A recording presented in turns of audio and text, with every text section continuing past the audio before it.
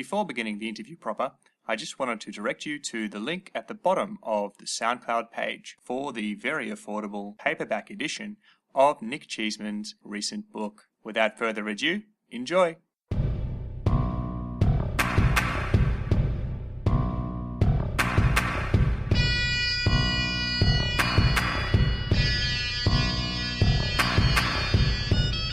Welcome to Myanmar Musings, the research podcast of the Myanmar Research Centre based at the Australian National University, Canberra. Hi, I'm Luke Corbin. It's May 19, 2016, and this is the second Myanmar Musings podcast for the year. Today we're speaking with Dr. Nick Cheeseman, Fellow at the Department of Political and Social Change in the Coral Bell School of Asia-Pacific Affairs at the Australian National University. Nick's primary research interests include the rule of law, sovereignty, political order, torture, ideology, and post-colonialism in South and Southeast Asia. He's published widely across these areas, including an acclaimed book put out with Cambridge University Press last year, Opposing the Rule of Law, How Myanmar's Courts Make Law and Order, the first major study of courts in Myanmar using primarily Burmese language documentation, and referred to by one reviewer as a fresh take on the rule of law. Hello, Nick. Hello, Luke. First, perhaps some background. How did you develop your research interests in Myanmar and come to publish your recent book, which, as I understand it, was up to 11 years in the making? Yes, it was about 11 years from the time that I started thinking about this topic until the time that the book was published. In the early 2000s, after completing a previous research degree, I went and worked with the Asian Human Rights Commission in Hong Kong, and at that time my tasks at the Commission were diverse. But among other things, I had contact with Burmese colleagues as a result of work that I'd done on Burma or Myanmar in the 1990s. And it was around 2003, 2004 that I started speaking with colleagues at the Burma Lawyers Council about cases that they'd been collecting that spoke to some of the issues that eventually emerged in the form of the book. And as a result of those conversations, we made a number of interventions into cases in collaboration with the Burma Lawyers Council. Those cases and the interventions that we made led me to rethink some of the assumptions that I had about the way that courts operated and the meaning of law in Myanmar.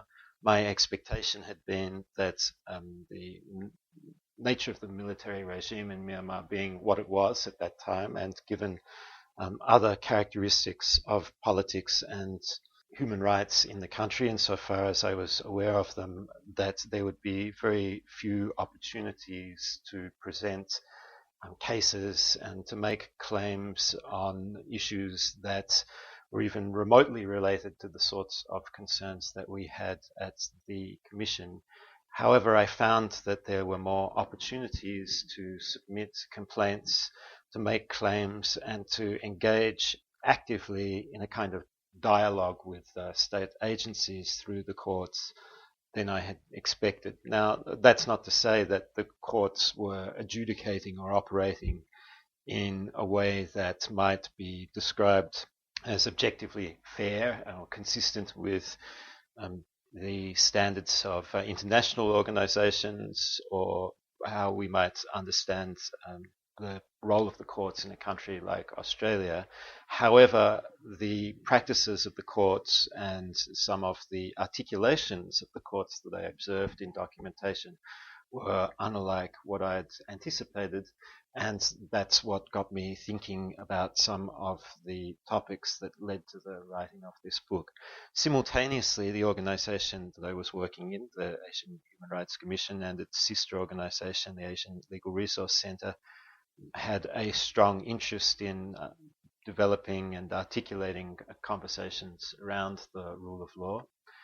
However, I felt like a lot of that conversation didn't engage with the concept critically in the way that I would like to, and that I had questions which were raised through the work that I did, and that's one of the strong things about the work that I did, that it led me to have these questions.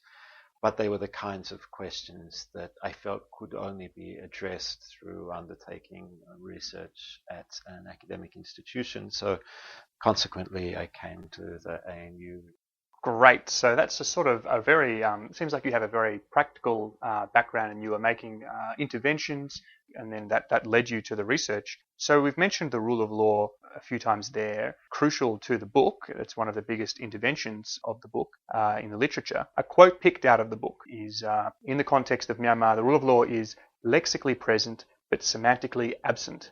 What does that mean?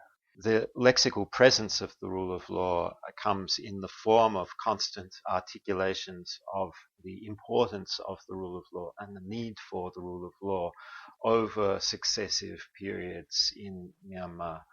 And those articulations come in the form of policy documents and public pronouncements, but they also come in the form, and this is one of the things that caught my interest, in the form of many statements to this effect, also in the documentation of courts. So in the rulings by judges, in statements submitted to courts by litigants, by parties to cases, in statements made in court by lawyers acting on behalf of parties or by witnesses in trials, the rule of law seemed to come up repeatedly, much more so than you would find in places where ostensibly the rule of law in fact exists.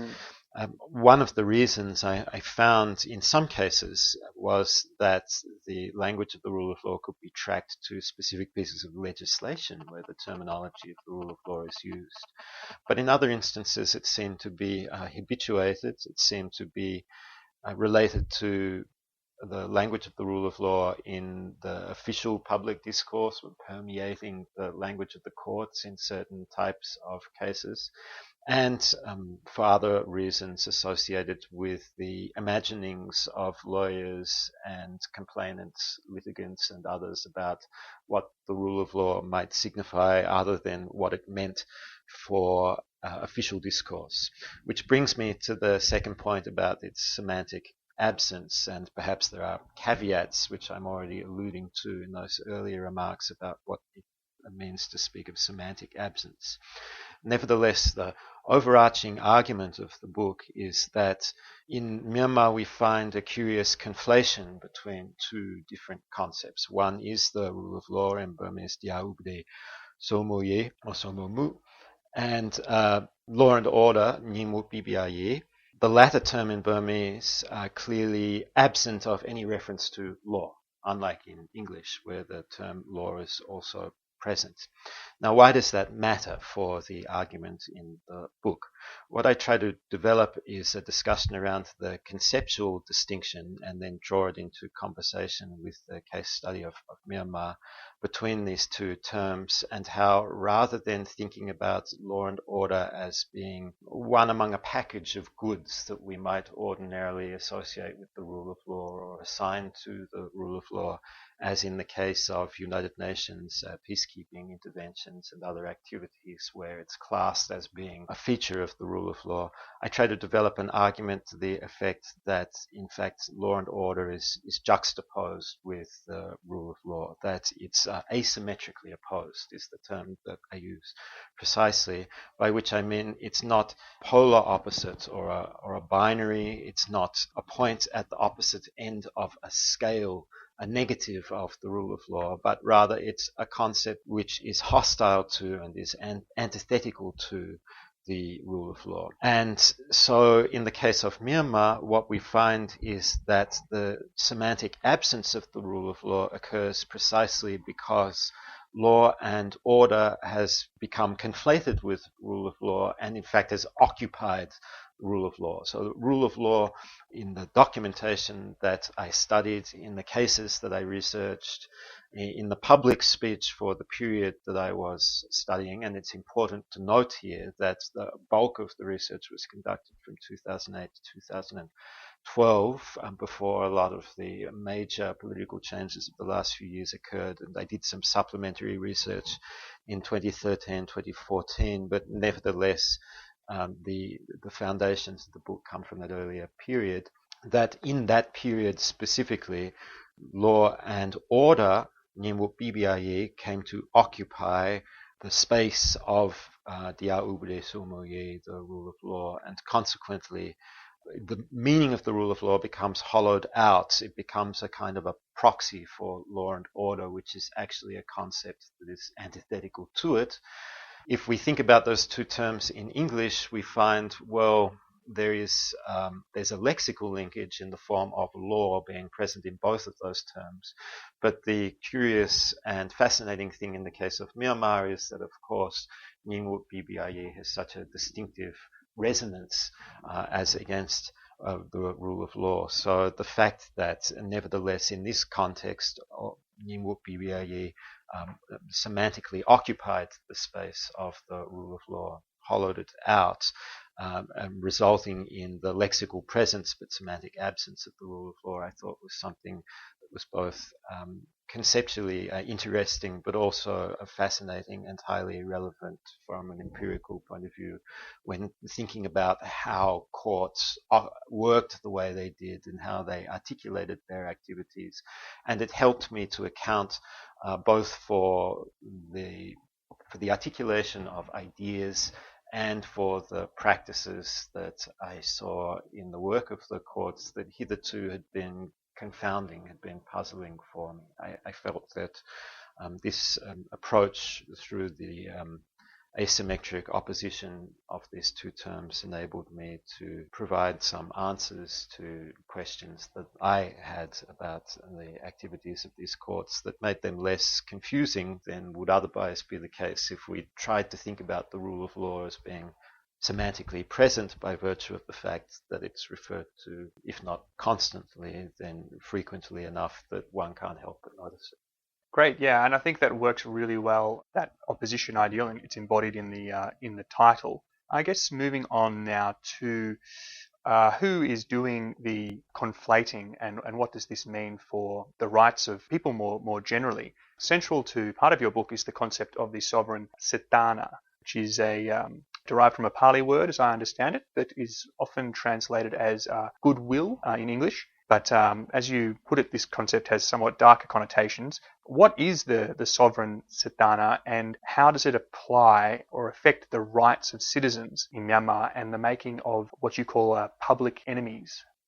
It's an excellent question and one that goes to some key arguments that I make in the middle part of the book. Siddhana is a term that's familiar to, well, anybody at all in Myanmar. It's a commonly used term. It's a term that does come from the Buddhist religion and that has, generally in Myanmar, has a positive connotation, although strictly speaking its original meaning is a neutral one. It refers to the notion of intention or intentionality.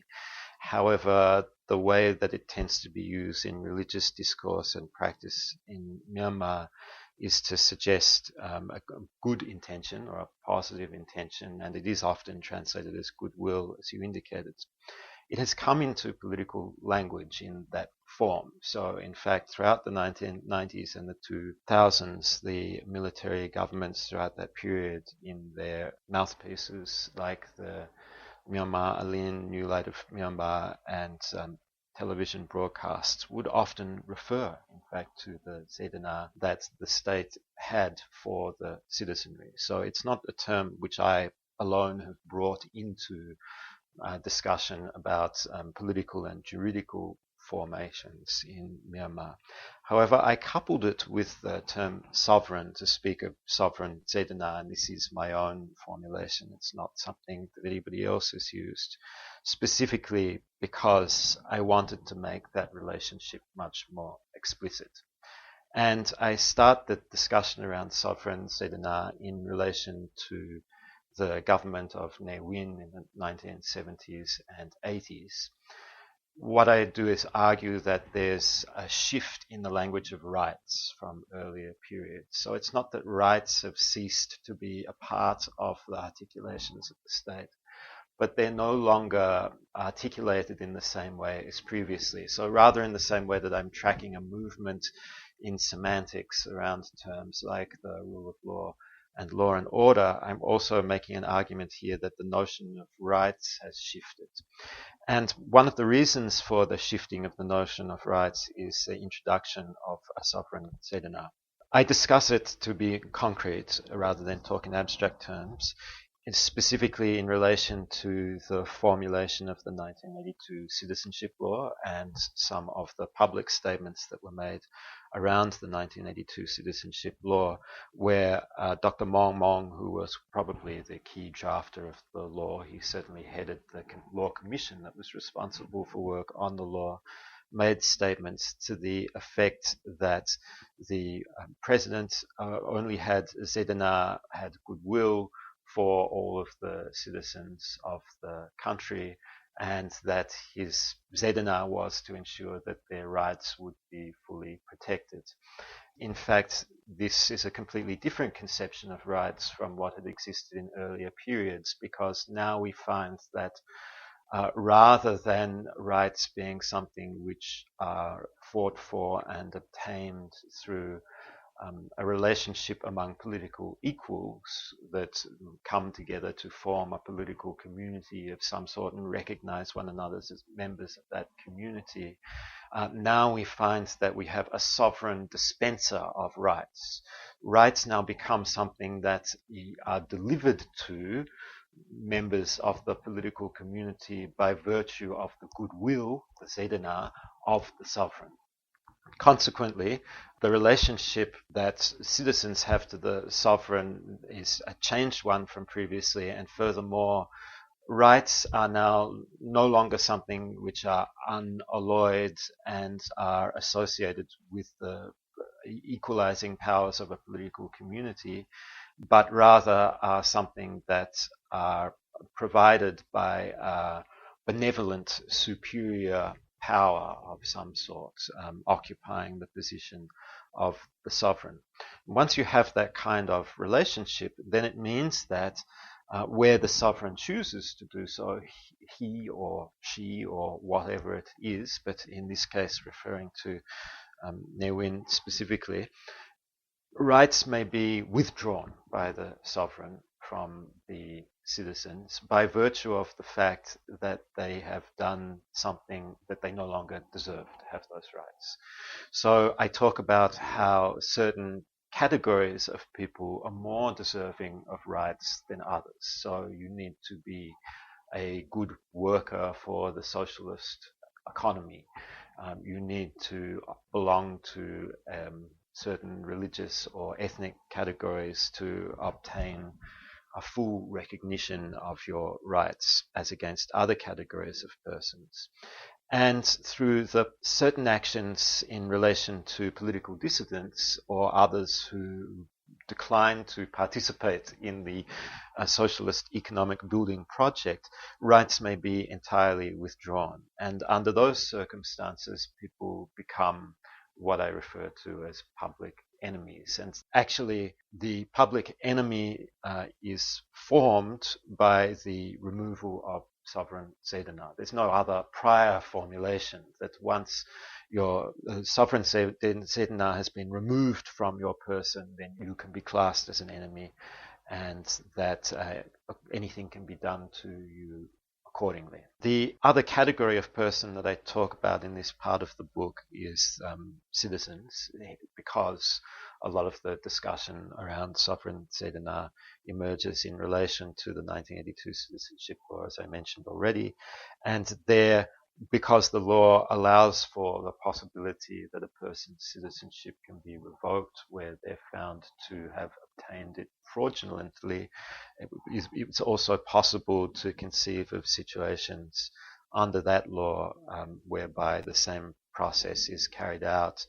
And although there's ostensibly a juridical process there, as against the kind of political process that I'm describing in the case of the public enemy, nevertheless, the decision-making process under that law now, as at the time it was written, comes back to executive authorities. So in a sense, eventually you end up in the same place with the sovereign being the sole determiner of the circumstances under which a person's citizenship is removed from them or not.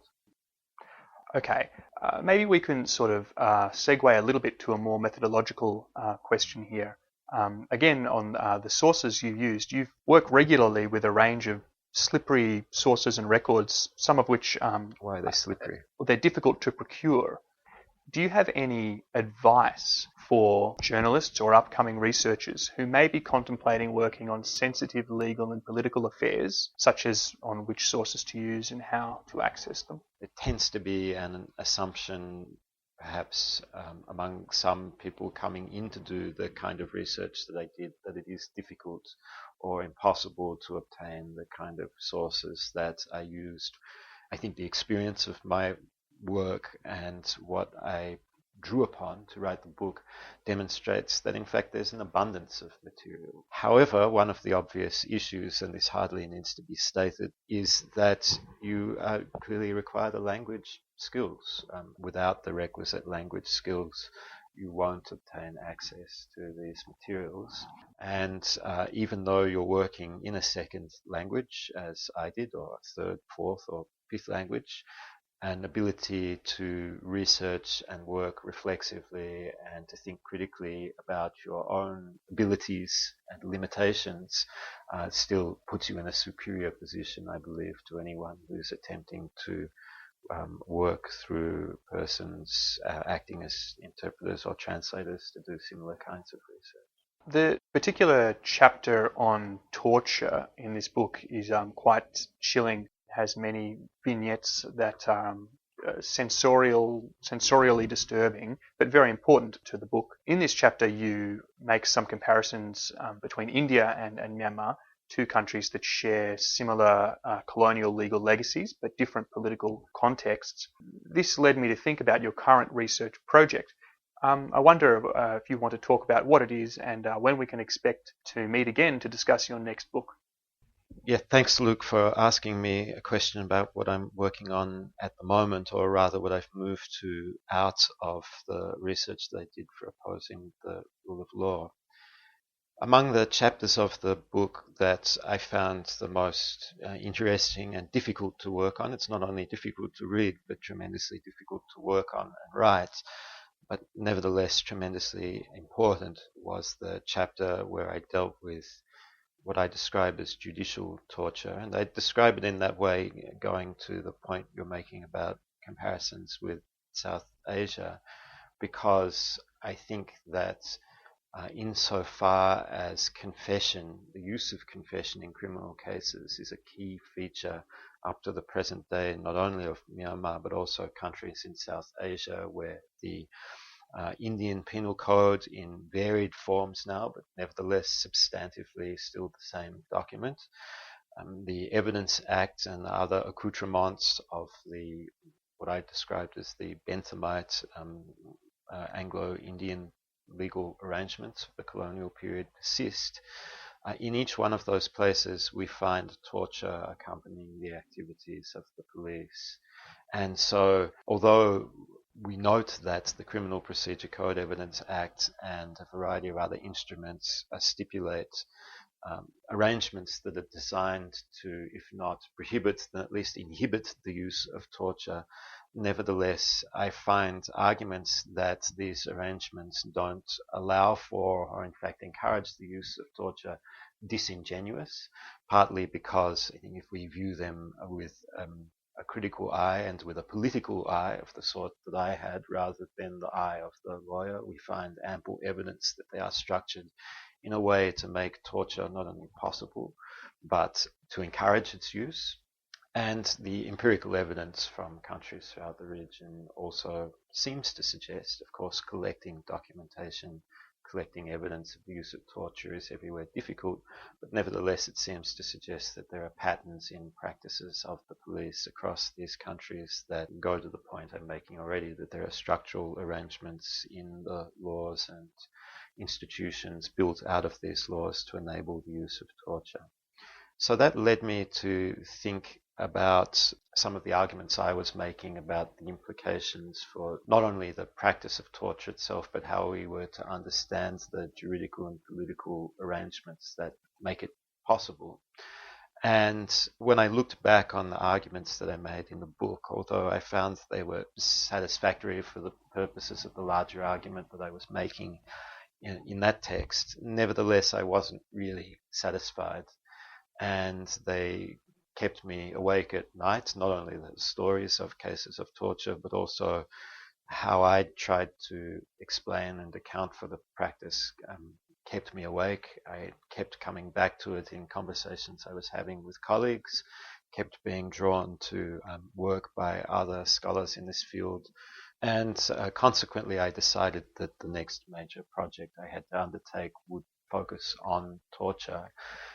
The objective of that study, which is going to be a comparative study of Myanmar and Thailand, is to try to shift the debate from the conventional question which we hear so much in the post 9/11, post Abu Ghraib moment about does torture work, instead to ask a question along the lines of what work is torture doing? Right? What really is its, how is it possible? What really is its political and juridical function? How does it relate to other arrangements of the state that mean that violent and coercive practices continue to feature significantly in the activities of states throughout Southeast Asia? And I'm of a view that violence and coercion remains at a more significant part of state practice than many other colleagues would suggest in the work that they do, that of course speak to political democratization and liberalization and change, engagement with state institutions and activities by citizens rather than resistance. While sympathetic to a lot of their arguments and in agreement with many of them, nevertheless, I think it would be ill-advised for us to turn our attention too far away from the fact that the state ultimately remains concerned with the, as has been so often put in the traditional literature, with the monopoly of the use of force, and the coercion or the threat, possibility of coercion always remains a part of state practice. And therefore, to come back to torture, I'd really like to try to use torture, I intend to use torture as a kind of a paradigm, as an exemplar of violent state practice, both in an attempt to account for the phenomenon, to try to reconceptualize it, to do what Alexander Wendt calls constitutive theorizing with regards to the phenomenon, and out of that work to speak back to questions concerning state identity and practice in Southeast Asia today.